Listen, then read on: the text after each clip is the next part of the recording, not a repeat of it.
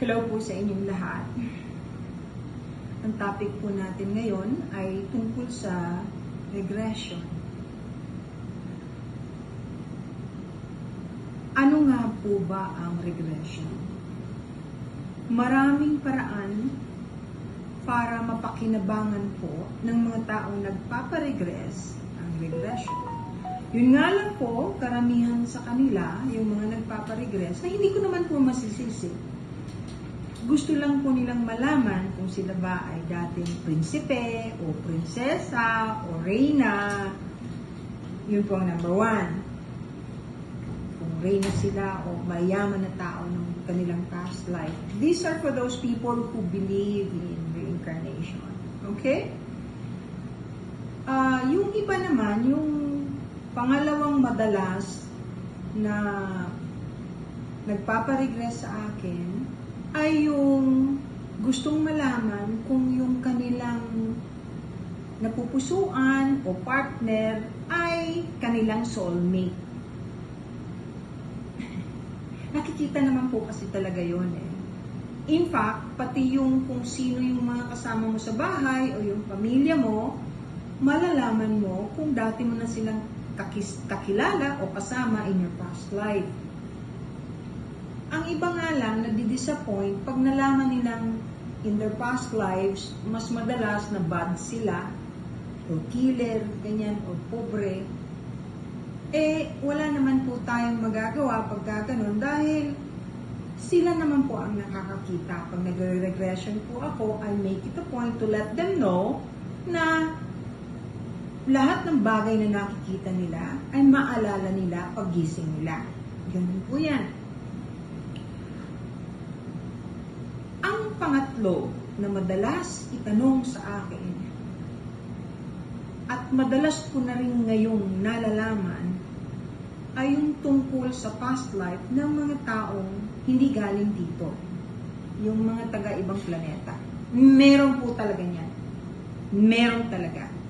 Ilan na ang nakausap ko, naging pasyente ko na may kinalaman sa kanilang nakaraang buhay na hindi sila taga rito sa Earth. Totoong-totoo po yan. Yung iba nagugulat kasi hindi nila ine-expect na merong ganun. Yung iba nga hindi naman naniniwala sa mga extraterrestrial beings. Pero they cannot figure out, they cannot understand why all of a sudden, when I regress them, lumalabas po yun. At naaalala nila after a while. Ang mga nakakaawa lang ay yung mga nakaka-experience ng trauma in their past lives, lalo na yung mga nagkakaroon ng separation dun sa kanilang mahal sa buhay, especially for those people who were not from this planet.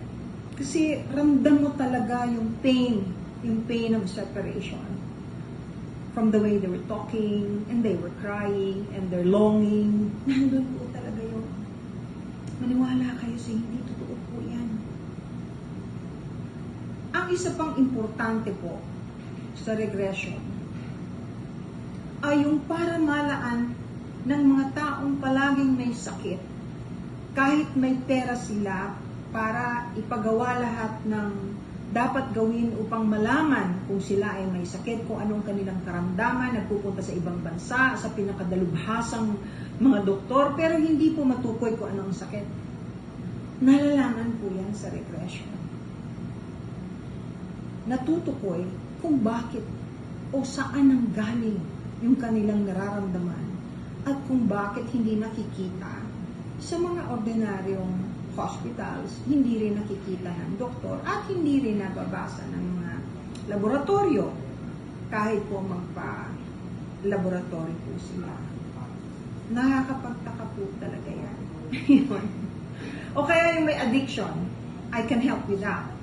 Yung may addiction po, nakakatulong ako talaga. Kasi kung you can be addicted to food, addicted to games, addicted to gambling, yung mga sugarol, addicted to smoking, natutulungan, may program po ang regression, ang hypnotherapy sa mga ganyang problema. Clinical hypnotherapy na po yun. Yun po ang pinag-aralan ko na tinapos ko po sa Amerika.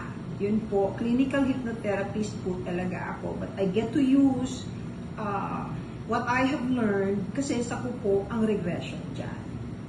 So marami pong natutulungan ang regression at clinical hypnotherapy. Madali naman pong malaman kung marunong talaga o hindi yung nag-hypnotize sa inyo o yung nagre-regress sa inyo. Malalaman at mararamdaman nyo naman yun. Ang isa pa na gusto kong magbigay ng babala po sa inyo, huwag nyo pong gawin yung nagpapa-hypnotherapy o nagpapa-regression online. Huwag po, kasi sayang lang yung pera ninyo. Mag-ipon na lang kayo at gawin ninyo yung tamang regression. Kasi napaka-impossible po for you to be able to recall and go to places that you're supposed to go to. The things that you're meant to see, you will never be able to achieve that without the proper induction, without a person like me who knows how to do it and who will be able to help you. Not only that, yung pong mga tao kasing naniniwala dun sa online regression, pagka bigla ho kayong nagkaroon ng experience na traumatic in your past, na nandun kayo habang nag-online regression, ako patay na. Ang hirap po nun. Ang hirap po nun. Kawawa naman kayo.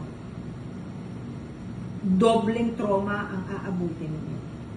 Yun po ang payo ko. Mag-iingat po kayo kasi ang tunay na regression ay tao sa tao.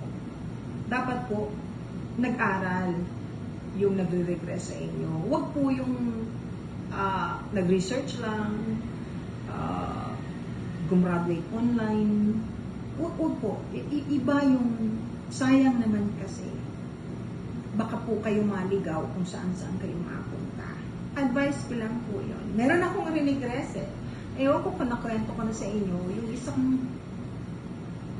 ang sakit-sakit. Naramdaman ko talaga yung pain niya nung regress ko siya. Tapos nakita niya yung partner niya while he was dying. He's a warrior, he's a king who were helping this planet, who were helping another queen to save the planet.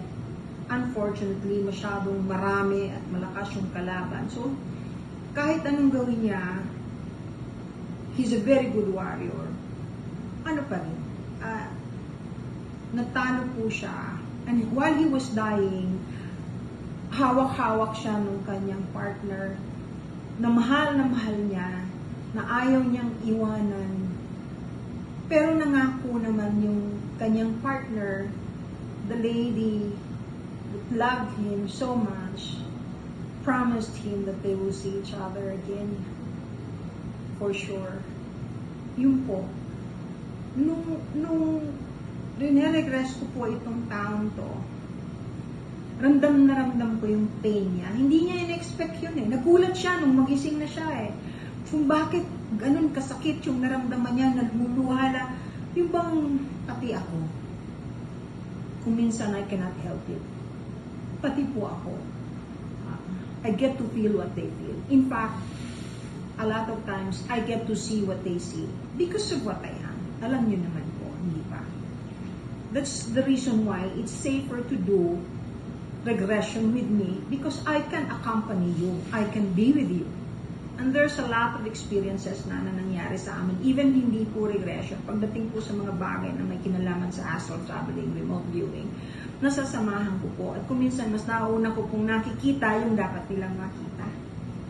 Yun lang po. I love you po. And I bless all of you. Thank you po.